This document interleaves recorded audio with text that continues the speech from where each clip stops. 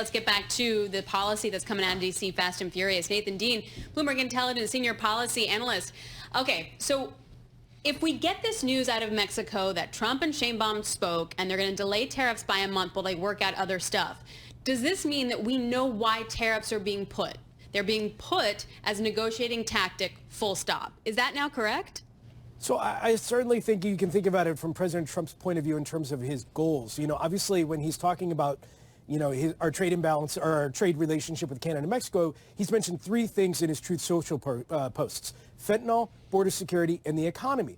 But from the Canadian and Mexican perspective, it's much easier for them to go to President Trump and say, look, we'll do something on fentanyl and border security today. We could take a longer-term approach to the economic imbalance. That's certainly something that President Trump still wants.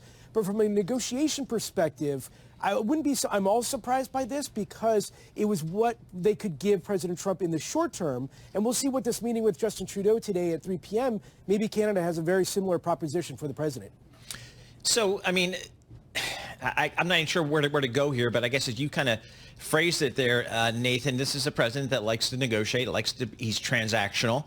And it seems like if the counterparts are equally transactional, that maybe you could avoid a wider trade war. Is that kind of the expectation for the folks down in D.C.?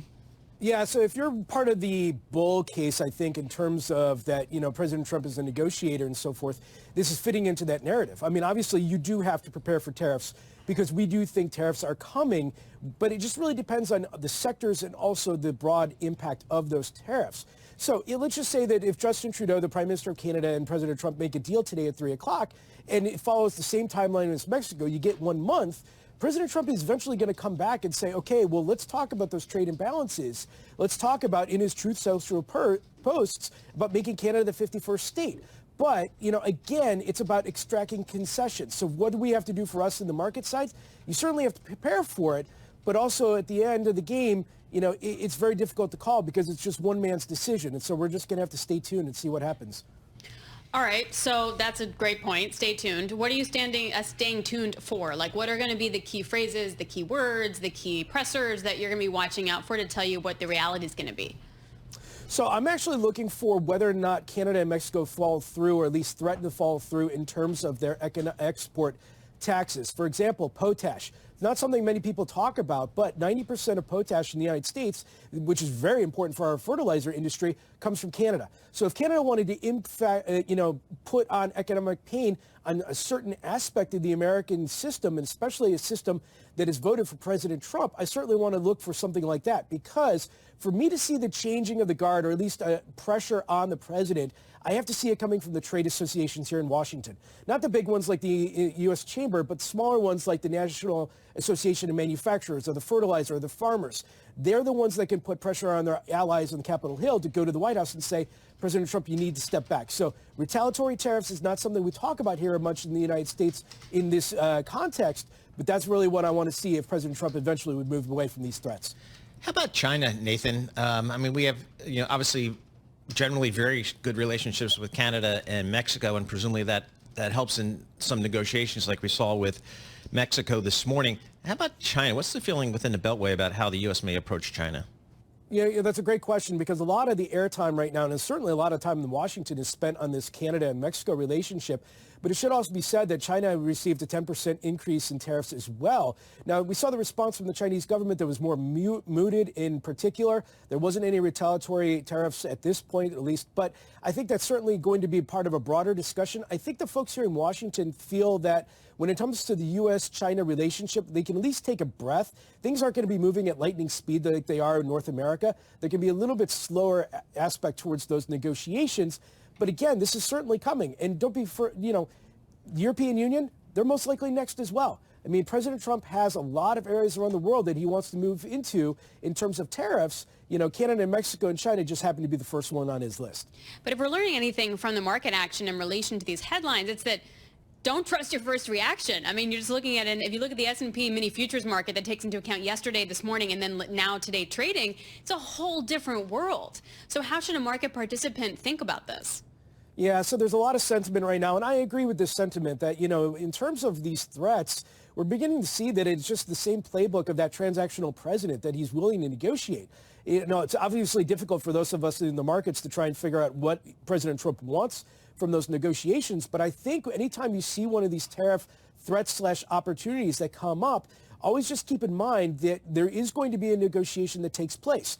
Whether President Trump is talking about fentanyl and border security, those are things that the Canadian and Mexican governments can easily control, like Mexico's example of sending 10,000 troops to the border. If President Trump's number one demand is an economic imbalance, like with the European Union in terms of increased share of GDP spending for its defense, that's a longer-term thing that the European governments would have to put in place. So I would just say, what is President Trump's number one goal here?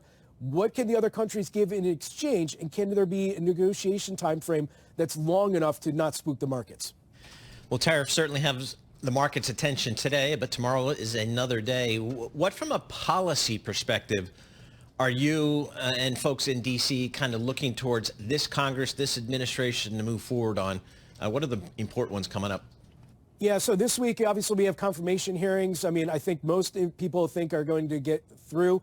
Tulsi Gabbard, I think, is the one that if she were not to get through, I wouldn't be surprised by that. You know, Jameson Greer, who's the U.S. Trade Representative, his confirmation hearing is on Thursday. Certainly important because he's going to be one of the most important voices in this administration towards tariffs. So a lot of questions may be asked. Hey, why would, we do this if potash and those farmers are going to be harmed? But I would also point out that the House Budget Committee is trying to come up with their reconciliation blueprint about this is the instructions for this major multi-trillion-dollar tax extension bill. And if they can't get it done, that serves our narrative that this is going to take a lot of time to work out. And if you lose any votes, and for example, the Republican Study Committee has already said they're not going to support anything that doesn't decrease the deficit, well, how do you include things like no taxes on tips without decreasing the deficit? Right. It's an extremely difficult question. And so I think we're going to be looking to see what those negotiations take place as well. Can we switch gears for a second and talk about the Elon Musk and the government and what we've seen from him and Doge in the last 24 hours? Yeah, so obviously, we've seen reports over the weekend that the Doge committee is in Treasury, accessing Treasury payment systems. This is with the idea that eventually they could cut off payments in wake of the federal freeze executive order that was then rescinded. And this is an idea about impoundment. And I think this is something that's coming to the courts. And even if you listen to Elon Musk last night on his Twitter Spaces or his X Spaces, he even said that he may need the court's support in this idea of impoundment. Let's just say that Congress decides that if they're going to give $100 million to the Department of Education, President Trump could just come back and say, nah, I'm not going to pay for it. But somebody is eventually going to sue over that. That will eventually get to the Supreme Court, and there are already laws put in place about impoundment. So it's sort of unclear, does the president have the ability to say, we're not going to spend this money? But look, if from Elon Musk's perspective, there's a lot of regulatory red tape, there's a lot of bloat in the U.S. government, we should certainly try, and it looks like they're starting with the USAID first. What's the feeling in D.C. about Doge here? Is this a credible, effort, if you will, organization, if you will? Will actual change happen? So I think if you talk about the internal structures of the U.S. government and specifically within the executive branch, so agencies like the USAID, President Trump and the Doge Committee can do a lot of work in terms of restructuring it and also going back to that impoundment fight that I just mentioned, shrinking it. I think you have some Republicans who are completely on board with that idea. You have also some Republicans who are sort of uneasy about the idea that the White House would then have the power to just take back this spending. Because look, eventually we will get a Democratic president back.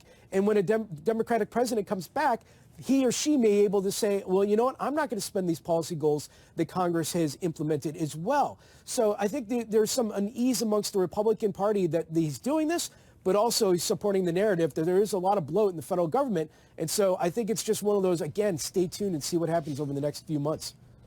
All right, Nathan Dean, thank you so much. We appreciate that. Stay tuned. Every day is a new day in this news flow. We're used to this. We've been here before.